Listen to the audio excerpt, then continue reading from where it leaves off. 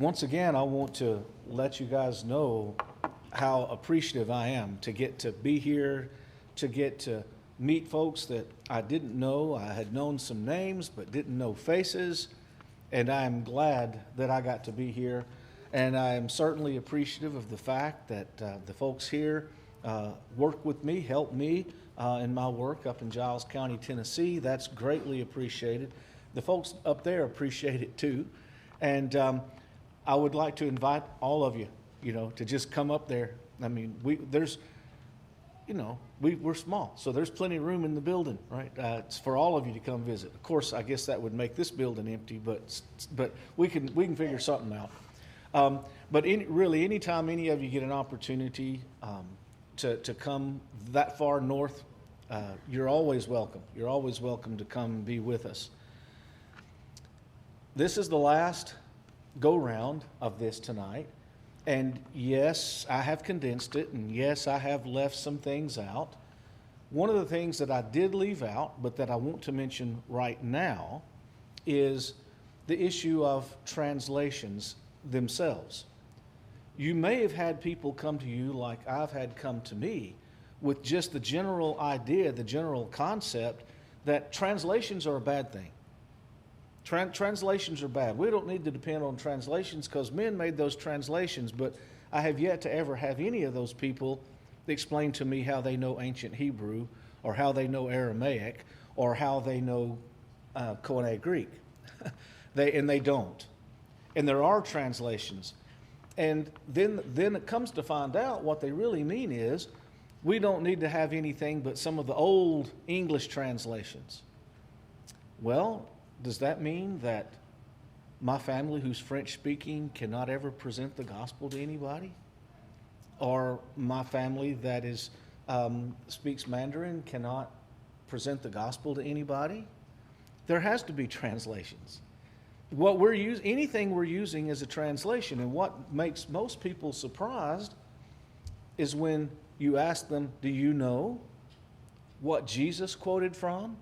What the apostles quoted from? Well, they quoted Scripture. Yeah, but where did they get the Scripture? It was a translation. Almost every quote that we have in the New Testament where Jesus or the apostles are quoting Scripture, they're not quoting from the Hebrew. They're quoting from the Greek translation of the Hebrew Scripture that was called the Septuagint. And we can know that because the words are different, because they've translated the Septuagint, the quote from the Septuagint into English, and they don't translate it quite the same way as you would translate the Hebrew into English. So there are differences there, and you can see the difference. But people don't grasp that concept. And that's kind of what we're talking about tonight as we end while we're talking about this topic of how we got the Bible. We have gotten all the way up in our study this week to the English language. And most of us really, truly have an understanding of translation. I don't know how many of you speak more than one language, or how many of you might have taken a foreign language when you were in school or something like that.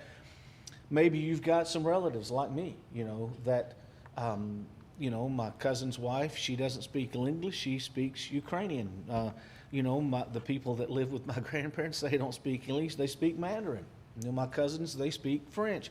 And so it's like, we all know, we've got some interaction with other languages, so we know that. But what we might not know is the issues, the problems that arise when a translator begins to work. There are a lot of issues that the translator has to go through. And we're going to talk about some of those issues tonight, and then by the time we get to the end, we'll see why that matters to us and how we can make an application for ourselves in determining how we're looking at the Bible. Now, a lot of people think that translating the Bible, that all that involves, all that really is, they have this approach that all I got to do is like put the Hebrew up here, and then, well, except Hebrew's going this way. Hebrew goes the other direction. But all I got to do is put the Hebrew up here, and then underneath every Hebrew word, I can just write the equivalent English word, and I'm done. I've translated it. No, you haven't. Because, and you can't do that with Greek this way either. You can't do that with Greek. You can't do that with Hebrew. You can't just put an English words equivalent and say, here we go, it's all matched up. That's not going to work. That might help if the Hebrew and Greek languages were kin to one another. It might help if Hebrew was kin to English or if Greek was kin to English, but none of them are even in the slightest related. They have absolutely nothing in common. Nothing in common. So you can't just word swap. You can't just do that. Every aspect of those languages, the vocabulary, the patterns of sentence structure, in other words, the syntax, semantics, how words interact with other words, it won't work. It just won't work. And so when you attempt this word for word type of illustration or translation, what you do is this is me cleaning it up somewhat. Also selves as stones living are being built house, a spiritual for priesthood, a holy to offer spiritual sacrifices acceptable to through God, Jesus Christ. And that's after I cleaned it up, trying to do a literal word for word. I don't know how many of you guys would want to try to figure out what the Bible says by having to read every verse like that or worse. That's one of the better ones. It would be a nightmare to try to figure out what the Bible has to say. That's what the whole Bible would be like at its best if we did it word for word. Because we've got to understand that all of these different languages, they're all different.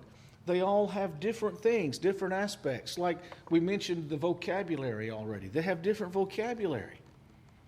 A lot of people say, well, aren't words just words? Well, yeah, but we don't all use the same words. Like we have words in our English vocabulary that don't exist in other languages. There are words in other languages that do not have a direct counterpart in English. So you have to figure out how to say to somebody what that word means because there is no English word for that word, and vice versa. Another thing that's confusing to a lot of people is idioms. And we'll talk more specifically about that in just a second. I'll go ahead and finish the list first. But grammar is different. Greek grammar is entirely different from English grammar. And Hebrew grammar is not even a first cousin to either one. Right? Greek especially is so complicated grammatically. I mean, there's all kinds of voices, there's all kinds of moods, there's all kinds of tenses, and you got to figure out whether it's the passive mood or whether it's the active voice. It's not like English. It's not close. And then a lot of things in one language don't mean what things in another language means. And then the sentence structure itself is just totally different. I mean, Hebrew is very, very different, obviously. At least the Greek characters, some of them look like some of our characters. They're not the same, but they kind of look alike. Hebrew is just like totally different. And Hebrew goes the opposite way that we're used to. And by the way, in case you want to ever borrow any of my Hebrew books, get ready because you got to read the book backwards too. The pages open this way. The back cover is the front cover. The books go the other direction. Right? And so all of that is different. And so you can't do word for word. It wouldn't make any sense. It wouldn't fit. So there is a line we have to draw somewhere as a translator. I can't be too literal. If I'm so literal, word for word, then nobody can read it. Nobody can figure it out. Now, that's where I kind of want to explain about that idiom. But that's probably one of the things that trips people up the most when they're looking at the Bible, is the idea of idioms. I think maybe we all realize what an idiom is. It's a group, and I'll give you an official definition of an idiom. It's a group of words established by common usage that have a meaning not deducible from those of the individual words. In other words, I can look at the words and I can know what the individual words say, but when I put them together, I cannot deduce what the usage is. And so I'll give you an idea. I've got an example. And I think most of the Southeast has an idiomatic expression that you've all heard before. Somebody gets irritated or angry, you say, man, they're hot under the collar. He got hot under the collar. That's an idiomatic expression. Him being angry, him being irritated, has nothing to do with the temperature inside the collar of his shirt, right? And so if you're from another country or another culture and you're non-English and you try to translate that for somebody, if you translated it word for word, they're not going to have a clue what you're talking about. Because to continue that kind of example, in Germany, if you were speaking to somebody who speaks German, and a native speaker, now they have their idioms too, just like we have our idioms. And so there is a German idiom that means the same thing as our idiom, hot under the collar. The German idiom for that would be "Versitzen wunderbar in der Tinte." And what that says, if I literally translate that for you into English, we sit beautifully in the ink. Does that sound like hot under the collar to you? Right? It's not, right? Or like if I were talking to my cousins may say, in French, they may say, "Au revoir le moutarde qui monte au nez." And that translated literally is, he has mustard climbing up to the nose. That's hot under the collar, right? But that sounds ridiculous to us, right? So if I'm translating that sentence, I'm not going to translate it as having mustard climbing up the nose. I'm going to translate it as hot under the collar. But that's not the words. No, but that's what it means. You see, that's the trouble we have with idioms. The Hebrew language, which is my favorite, the Hebrew language is completely filled with idioms. The Hebrew language has a very limited vocabulary, but it paints tremendous pictures with its contextual use of the vocabulary that it does have. And it is filled with idioms. I'm going to give you an example from Jeremiah. Throughout the book of Jeremiah, there are 11 times when Jeremiah uses the phrase, rising up early. 11 times Jeremiah uses that phrase, rising up early. It says, God rose up early and spoke to Judah, or God rose up early to send the prophets. Well, that is a literal translation of the Hebrew words. And most of our English Bibles still have that as the translation, which is kind of unfortunate because it has nothing to do with God getting up early and wanting to get a fresh start on the day. That's not what it's about. It has nothing to do with time. It doesn't mean that. In Hebrew, that is an idiomatic phrase that means persistently or continually. So what it is, God continually spoke to Judah. God continually sent them prophets. But when we translate it literally, it's God got up early and sent the prophets. Well, it has nothing to do with the time of day. It's that God persistently sent them the message over and over again. That's what it's saying. So we have to understand that a translator is going to have to know all of those things. A translator has got to figure those things out. He's got to be familiar with those things, got to know those things. And I think we can kind of grasp that. There is another thing that we have to keep in mind too, as we think about this, is something called parallelism in poetry. You know, the Bible has all different kinds of literature in it. It has law, it has narrative, it has letters, it has poems, it has prophecy. Many of the prophecies are poems also, by the way. So some of that overlaps. Poems are especially difficult to translate because everything is different when you go to another language. And Hebrew poetry, by the way, is not like our poetry at all. When we think of Western poetry, English poetry, there's a certain cadence, a certain rhythm or meter. And then our poetry tends to want to rhyme sounds, like Mary had a little lamb. You know, that's kind of the way our poetry works. Well, Hebrew poetry is not anything like that. Hebrew poetry doesn't have a cadence like that. And it doesn't rhyme sounds at all. It rhymes thoughts. Thoughts are parallel to one another. Thoughts are rhymed in Hebrew poetry, not sounds. And so when you start trying to translate that, you can get pretty clumsy pretty quick when you're trying to do that. Here is Proverbs 16:18. You can see this is how poetry works in Hebrew. Pride goes before destruction. Well, the rhyming thought is, and a haughty spirit before a fall. Pride is parallel with haughty spirit, destruction parallel to a fall. Or here from Genesis 4:23. By the way, a lot of the book of Genesis is also poetry. And here we don't think of it that way because it's Genesis, oh, that's all those Bible stories. Well, yeah, but some of those Bible stories are poetry. And here's Lamech of descendant of Cain, not the one from Seth that was Noah's dad, but the bad guy, right? And he's speaking poetry. Ada and Zillah, hear my voice. You wives of Lamech, listen to what I say. Ada and Zillah, parallel, you wives of Lamech. Hear my voice, listen to what I say. I have killed a man for wounding me, a young man for striking me. Killed, striking, man, young man, wounding me, striking me. So it's thought stuff going on, thought rhyming going on. And so that gives a translator problems. How do I show? Now here we can see it. They did a good job right here translating these. Sometimes it doesn't work out so well because they can't figure out exactly what do I say to make that fit, to make it fit this poetry. So that's some of the issues that are going to arise when they're approaching it.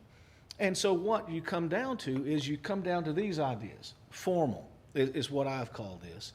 It's one of the two main philosophical views of translating. So it's formal. Some people will call it literal. Some people will call it word for word, which technically speaking, it's not really literal and it's not really word for word, because as we've already shown, if you do it literal and word for word, you can't read it. But we can think of it in those terms, but it's really better to think of it as formal. In other words, I want to be as close to literal, as close to word for word as I can get it, but still make it so folks can read it and know what it says. That's formality. And so then the other idea, the other philosophy is called functional. It's functional. So that's going to the other end of the spectrum. I'm not going to be concerned about being literal. I'm not going to be concerned about word for word because I want it to be completely functional. And so sometimes that's called a dynamic equivalent or a thought for thought as opposed to a word for word. And so they'll say, I'm just going to get you the thought. I'm not going to pay attention to what the literalness of the words are. I'm just going to give you the general thought. Well, that's okay to a point.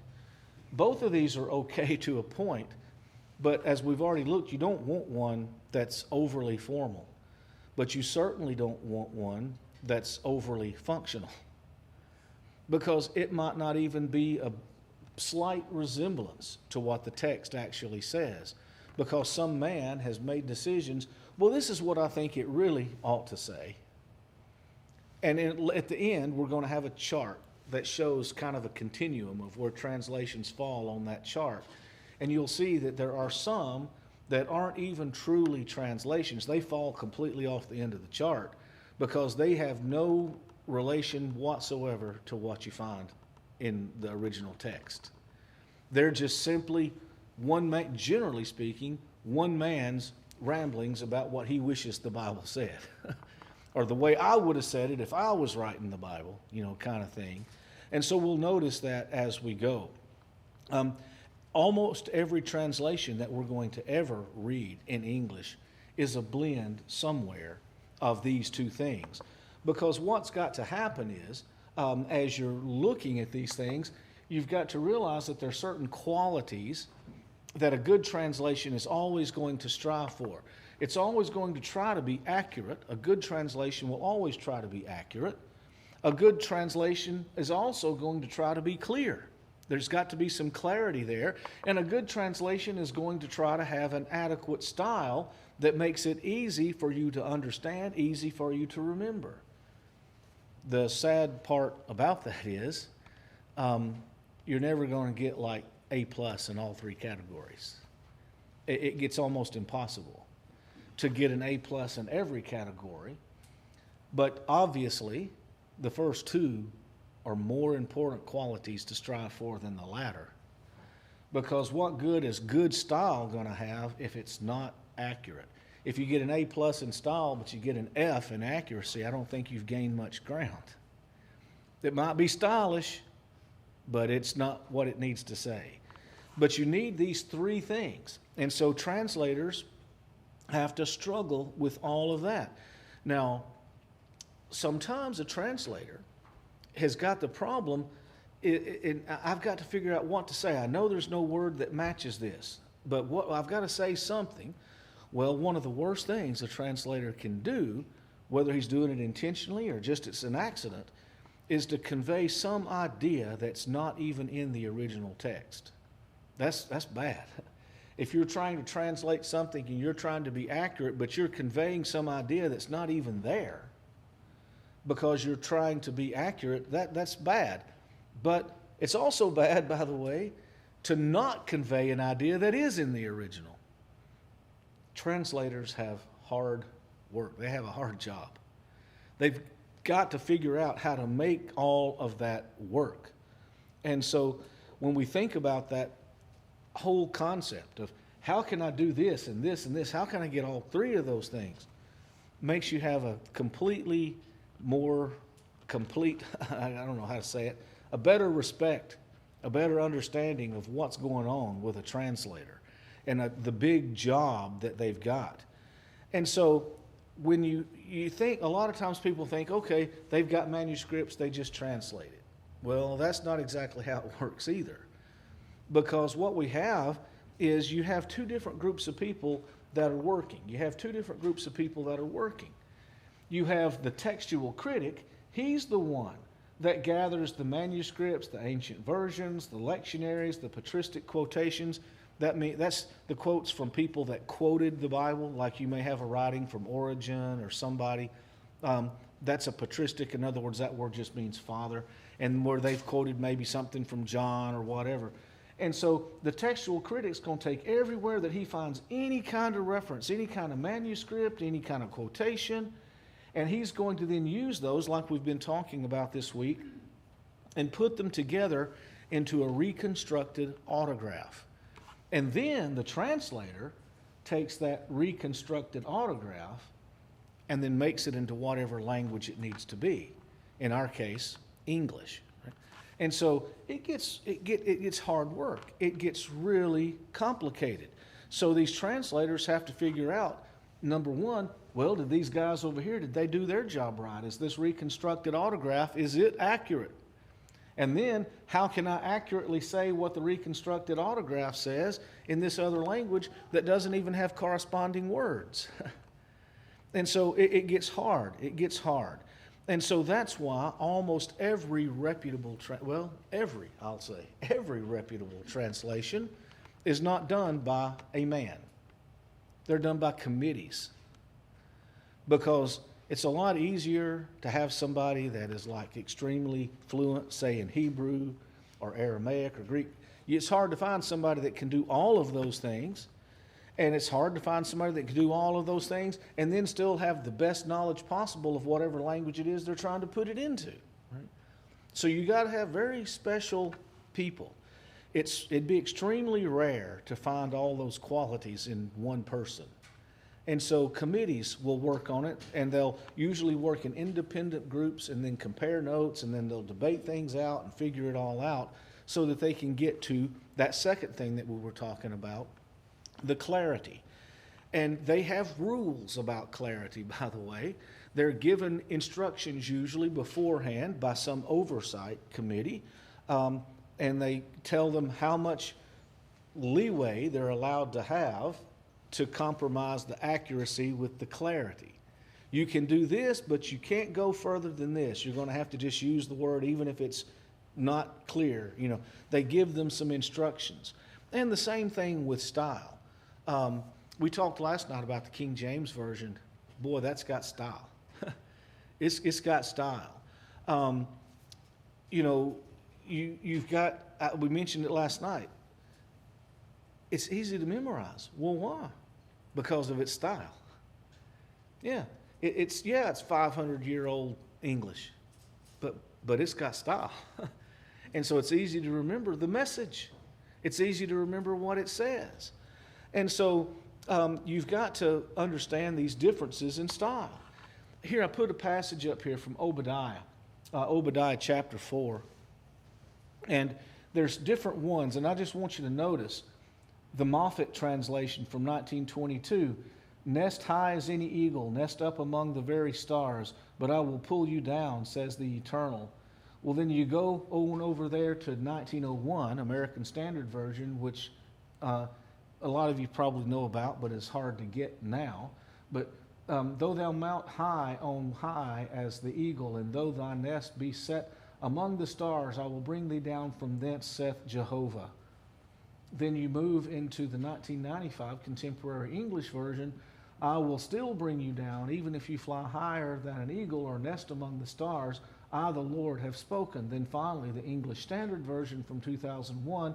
Though you soar aloft like the eagle, though your nest is set among the stars, from there I will bring you down, declares the Lord. And so some of those, obviously, but they're different styles. But do they all have the same message?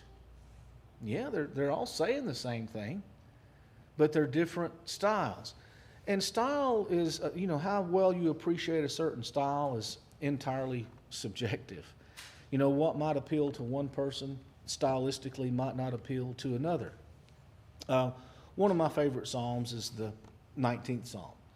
And so I'm going to read 3 versions of the 19th Psalm, a verse in the 19th Psalm. The first, the heavens declare the glory of God, and the firmament showeth his handiwork. The second, the heavens declare the glory of God, the skies proclaim the work of his hands. Then the third one, the heavens are telling of the glory of God, and their expanse is declaring the work of his hands. Now, stylistically speaking, which one do you like the most? Which one strikes you? Well, my guess is that most of you would like the first one, because most of you probably grew up hearing that first one, which was from the King James Version. It was from the King James Version. My personal favorite is that last one, but it's simply because I usually read that passage out of the Hebrew, and I know that the words used in that last one are more literal to what the Hebrew word says, like expanse, for instance. That's more accurate to the Hebrew word. But it's the same message, right? It's the same message. So we might have different preferences in terms of the style. When we think about all these different things going on, we have to realize that when we're talking about translations, that there's always going to be those limitations. Like I said, you can't get an A+ everywhere, right? There's always going to be the limitations. And since we talked about the King James Bible last night, King James Version, I'm just going to continue kind of using it as an example this evening to kind of explain what I'm talking about. You got to remember that by the time you're in the middle of the 19th century, the King James Bible had already been around for nearly 250 years. And for the last 200 of those years, there had been no other Bibles really to speak of that were of much importance that were published. So it was kind of standing alone. And so that's why the things we mentioned last night, people began to say, wait a minute, I don't know what this word means. I don't know what that word means. What's this talking about? And so they began to make those changes. Well, it was because that there were changes in the English language itself. There were changes in the language, and so they needed to deal with that. There are several words in the King James Version that are not in common use. Most of you guys go around using the word howbeit every day. I don't. It means although. Right? How many of us use the word holpen? Not me, but it means helped. Peradventure No, that's perhaps or possibly. Thou, thee, ye. I don't say those things. I say you. Hath, hast. Well, that means have, right? And so those kind of things are kind of simple to see. But what's really got to be taken into account, it's not just, we can figure out helping. Well, that's help. Or hast. Well, that's have. I can see that. But what are you going to do when you have words in the King James Version, for instance, that are still in common use, but they don't mean what they meant 500 years ago? It's one thing to see a word that's, the spelling's different, but what about if it's a word that really exists and we still use, but it doesn't mean the same thing? Doesn't mean the same thing. There are words like that as well when we think about words like open. Well, in Acts chapter 17, verse 3, we have the word open, but it doesn't mean open. It means to explain. Or we have in Acts chapter 17, verse 3, we also have the word allege. Well, we know what allege means. We're accusing somebody of something. Well, that's not what it meant then. It meant to furnish evidence. Or what about communicate that we find in Galatians chapter 6, verse 6? We know what communicate means. It means I'm able to talk to you, you're able to talk to me. Well, what the word meant then was to share. Or we see the word suffer in Matthew chapter 19, verse 14. Well, that meant to allow.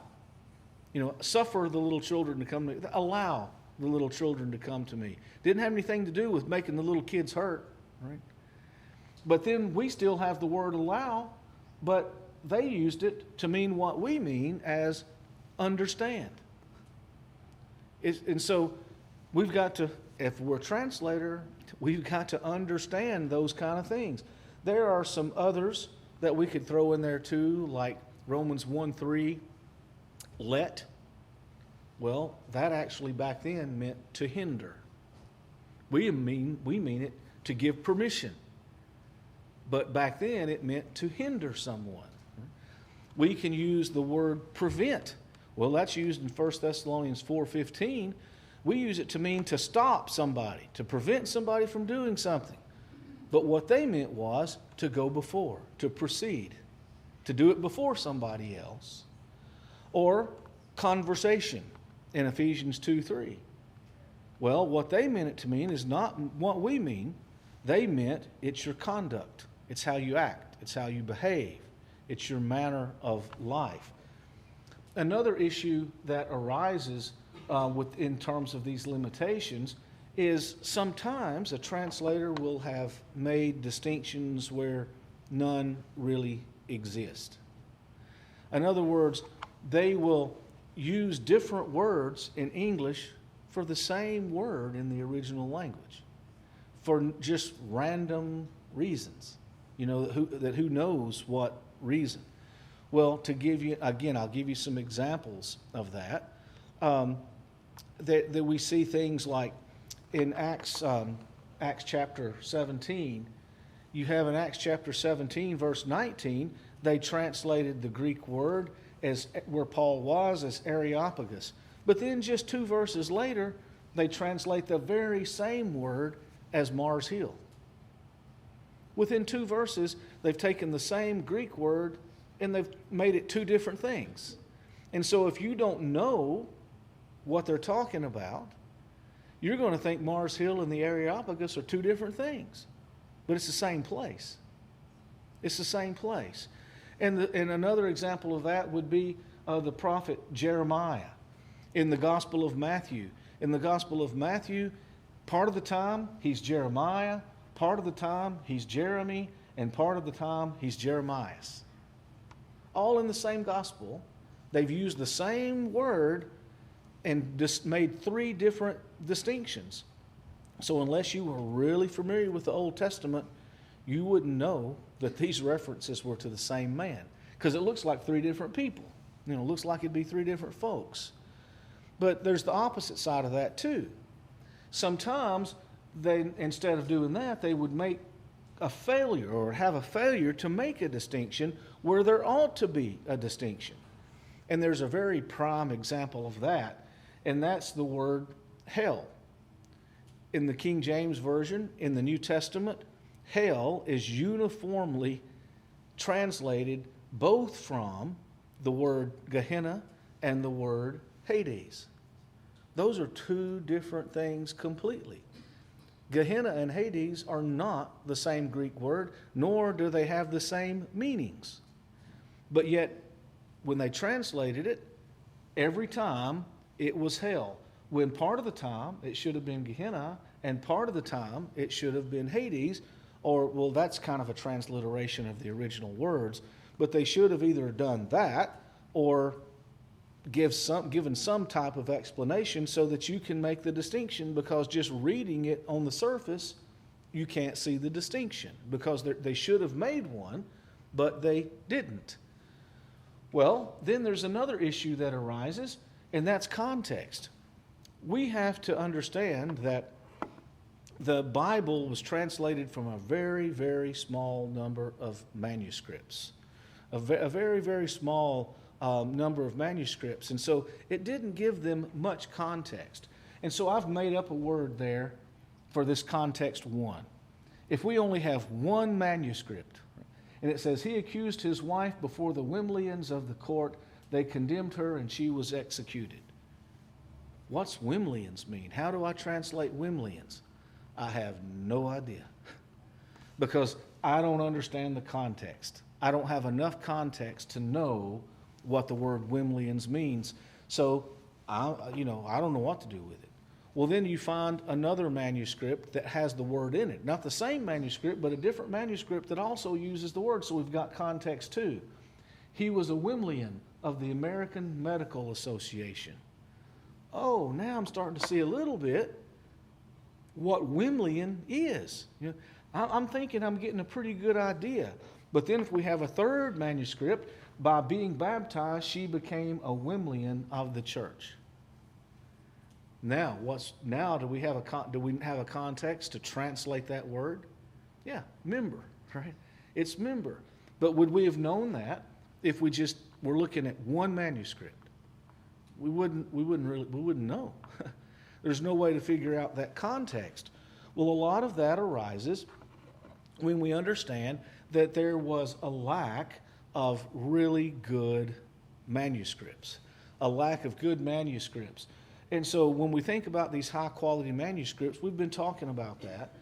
We started out when the Bible was first being translated into other languages, they didn't have but a handful. You could have extra fingers. You could have fingers left over trying to count them, right?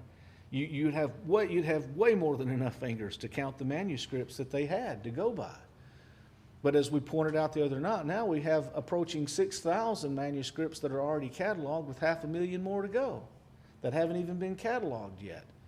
So is it easier to see the context now?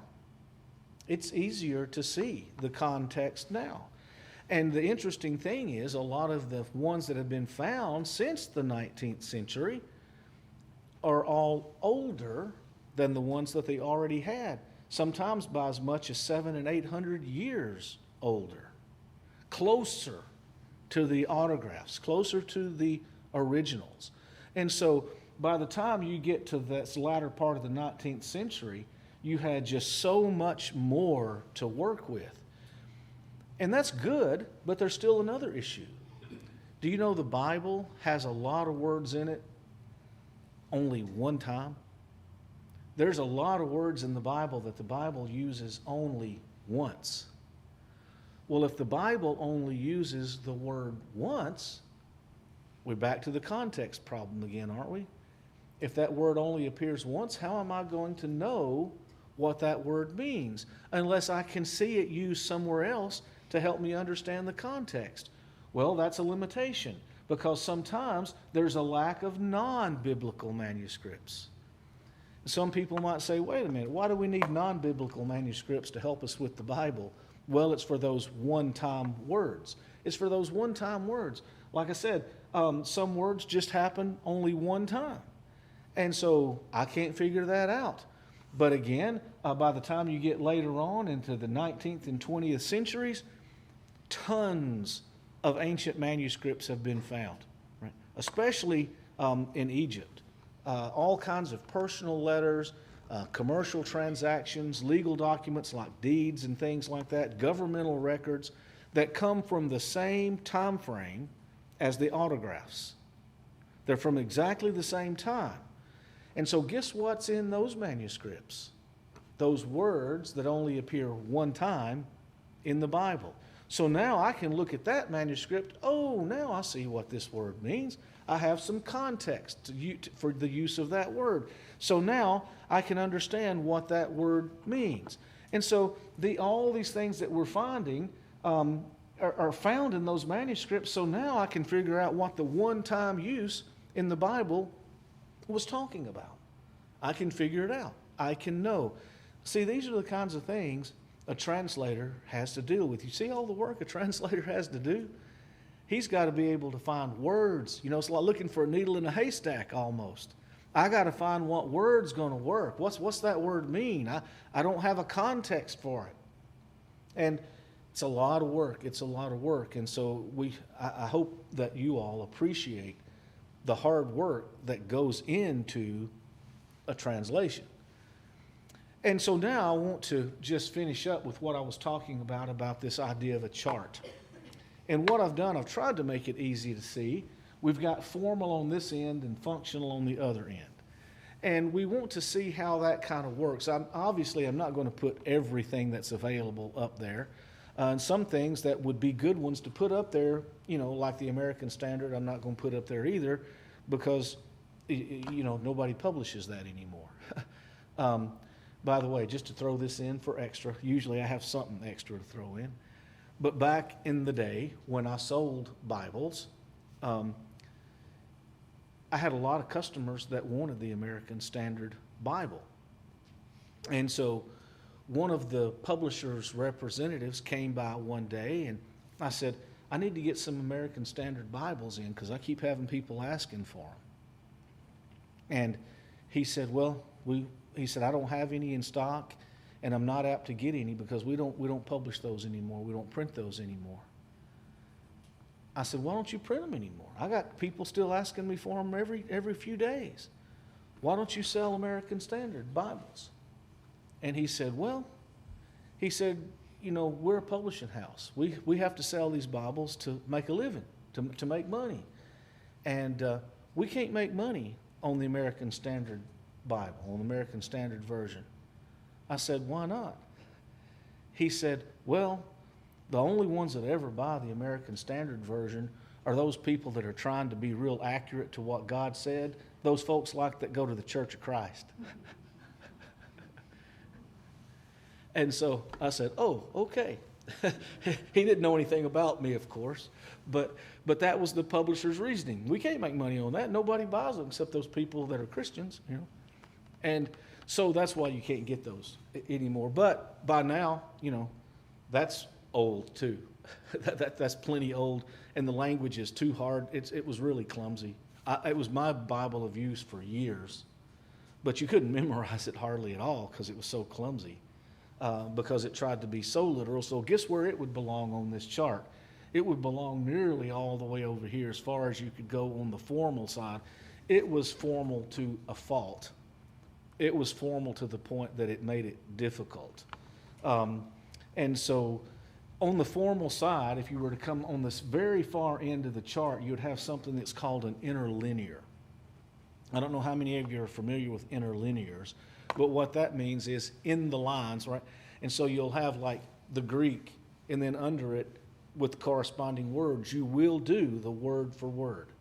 You know, you'll have the Greek, and here's that word, and the Greek, and that word, or the Hebrew, and that word, and the Hebrew, and that word. You know, that's the interlinear. You're writing the other language between the lines of that other language so that you can see an exact correspondence. You can't really, unless you're doing word studies, that's not particularly a good thing to use. You can't use it for reading because it's all out of order. You know, it doesn't make sense. So that would be out here at the far formal end of things. Well, let me just put some up there to help you see where we're going with this. And what I did, I used statistics, which are not always the best thing to do, but I couldn't think of a better way to do this.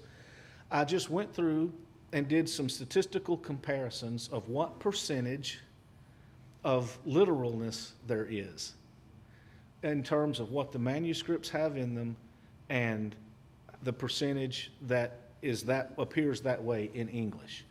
So the one that would be of the more common ones that would be out here on this end instead of down there at the end where paraphrases are. And we're going to talk about paraphrases in a minute. You see, it's past the chart. It's off the chart. Stay away from paraphrases. They have no relation at all to what's in the Bible, what's in the text. It's what usually just one man has said, boy, I sure wish the Bible was like this. But starting over here, the New American Standard 95. That would fall, percentage-wise, it would fall about there on the chart. New American Standard 95. There was a New American Standard in 1977. It would be further that way. There is a new one that was done in 2020. It would be even further that way. The one that's way over here is the 95. Right? It's the 95, which is getting harder and harder to get because Lockman Foundation wants to make money off their new 2020 version, not off of the old 95 version. You can get the 95 version now. It's been relicensed by 316 Publishing. It's called the Legacy Standard Bible. But they have changed some of it so that it now actually, their intent was to make it better than the NASB, but all they've done is moved it further toward the other way instead of back toward the formal. It's still good. I still like it. I just don't use it because I have a couple of quibbles with the way they treated a couple of words. But it's not very common yet. It's only come out a year and a half ago. So you probably hadn't even heard of it yet. But then the English Standard Version would be right next door in terms of its literalness.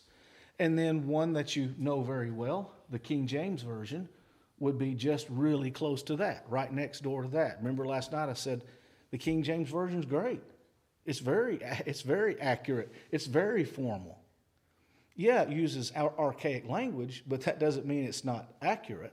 It is accurate. It is very literal. And then a little less literal would be the New King James Version. And so these are kind of your major players right here that are more common in the present day. Then there's some that have been around and that are pretty prominent still, not nearly as prominent as they used to be. Well, here's another new one, the Holman Christian Standard Bible. It skips a bit. It goes pretty far toward functional in terms instead of formal. But then you have the New Revised Standard Version, which is not quite as common. Then the New International Version that probably a lot of you have heard of. It gets way down the line toward functional, and even further down than it is its companion, the New International Reader's Version. It gets way down there toward functional and much, much further away from formal. In other words, it's more close to a paraphrase than it is to a translation in the way they approach their translation. Down there on the paraphrase, then there's the Contemporary English Version, which is nearly a paraphrase. Still useful as long as you understand where it falls on that continuum, right? As long as you understand that. But then off the chart over there is you have things like the Living Bible, which was prominent during the 70s and 80s and even into the early 90s. Not so prominent now. More prominent now is its little brother, the Message. It's even further off the end. And so these that I've highlighted down there at the end, those aren't good because they're not even translations. They're not even useful for study because they don't have anything that approaches what's in Scripture, what the Scripture actually says. And so this is kind of a diagram to give you, and I'm going to show you kind of what I mean. I'm just going to read a passage or two before I close that helps you see the difference. Okay, I'm going to read you something from Amos chapter 5. Read you something from Amos chapter 5. First, I'm going to read you from the American Standard Version that's not on the chart. The one that I said was way up here, that it made it kind of too hard to memorize and it was clumsy in its speech. I despise your feast and I will take no delight in your solemn assemblies. Yea, though you offer me your burnt offerings and meal offerings, I will not accept them. Neither will I regard the peace offerings of your fat beasts. Well, that's okay. That one's not too clumsy. That's all right, and it's way up here at the formal end. Well, let's skip down a little piece to that New Revised Standard and see if it sounds different. I despise your festivals, and I take no delight in your solemn assemblies. Even though you offer me your burnt offerings and grain offerings, I will not accept them. The offerings of well-being of your fatted animals. Sounds a little different, but it's still got the right thing going on. It's not exactly what the words say, but it's pretty decent. Then we'll skip on down to the New International Version, which is getting a little further away. I despise your religious feast. I cannot stand your assemblies. Even though you bring me burnt offerings and grain offerings, I will not accept them. Though you bring choice fellowship offerings, I will have no regard for them. Okay, that's not very literal at all, but it still does a good job of telling you what the verse says. So it's a lot more functional, but it's still pretty good because you get the idea. Now let's run off the end of the chart out there to the ones I said don't pay any attention to them. The Message. This is the Message. Same passage, but this is from the Message. And you can see immediately why I'm telling you, stay away from them, right? I can't stand your religious meetings. I'm fed up with your conferences and your conventions. I want nothing to do with your religious projects, your pretentious slogans and goals. I'm sick of your public relations and image making. Not a single word in any of that passage was a word that's actually in the text. Not one word could be translated the way they used any of those words. None. The same thing happens in Hebrews chapter 6, verses 1 and 2. And again, I won't read it out of all of them, but let me just jump straight from the American Standard on this end to the Message on that end. American Standard Version, Hebrews chapter 6. Wherefore, leaving the doctrine of the first principles of Christ, let us press on unto perfection, not laying again a foundation of repentance from dead works and of faith toward God, of the teachings of baptism and of laying on of hands, and of resurrection of the dead, and of eternal judgment. We'll skip on down there to the Message, and how does the Message say it? So come on, let's leave the preschool finger painting exercises on Christ and get on with the grand work of art. Grow up in Christ. The basic foundational truths are in place, turning your back on salvation by self-help and turning your trust toward God, baptismal instructions, laying on of hands, resurrection of the dead, and eternal judgment. I don't know if you realize this or not, but the original Greek says nothing about preschool finger painting. Right? We don't need to use those kind of things. Right? Nobody does. But they're out there. Be aware of that. And so tonight's lesson, this is, like I said, this is kind of the end. This is how it kind of comes to a close. And I hope it's been helpful. And yes, there's a lot more details. There's a lot of things that could have been added, a lot of things that could have been said. We could have talked about all different other kinds of translations that were used by the people before we got to the English part. We could have spent a whole lesson just on the Septuagint and what that was about and how it came to be. But I think we got the basic overview of what we needed to see. And I'm going to close by using the same phrase that I started using on Sunday. This is God taking care of us. This is God taking care of us. He's given us, number one, communication skills. He's given us language. He's given us the ability to study, to read, to talk. And by the way, never think that anything in God's Word is something that you can't understand. God has made it so we can understand it. God doesn't give us anything we can't understand. Does that mean we don't have to study then? No, it means exactly the opposite. He wants us to study it so we can understand it, right? But He has made sure that let's see, this is October? Yeah, this is at the beginning of October in this year. I'll just say this year because I always get my years mixed up. In this year, I can understand what he wrote. I can understand what he inspired. I can understand his instructions for me. Right? And I can explain them to other people. I can show them. I can teach them. Avail yourself of these opportunities to, I can look at the New American Standard. I can look at the King James. I can look even at the New International, and I can get some insights into the word usage and what's going on there. So even if you're not a word geek like me or a linguistics geek like me and like studying all about etymologies and the science of language and how come this sounds this way and that sounds that way, don't worry, that doesn't matter. Look at all the wonderful opportunities you have to read it in your own language and know that you can absolutely trust what it says. Don't let any skeptics try to bulldoze you and say, oh, you can't know that that's what God said. You most certainly can know that that's what God said. And now I hope we all have a better background and a better understanding to answer those critics. But not only that, I hope it makes us all stronger too, to know now I don't have to wonder about that anymore. I know that I've got what God said. I know what the Word is. I know God's Word is in there. I know it's His truth. I know it's what's right. The righteousness of God, Paul says, has been revealed in this message. Right? And I can see what's right. And as usually we do, at most places I've ever been, and including we've been doing it every night this week, we have an opportunity. If someone recognizes what's right from God's Word, but recognizes that your life is not in alignment with what God has said, then it's a perfect opportunity to make some kind of confession, to ask for some kind of help, whatever your need may be, to make sure that you are right with God. Because if we're not right with His instructions, if we're not right with His Word, we're not right with Him. And if we're not right with Him, then we're not going to ever be with Him. Certainly not eternally.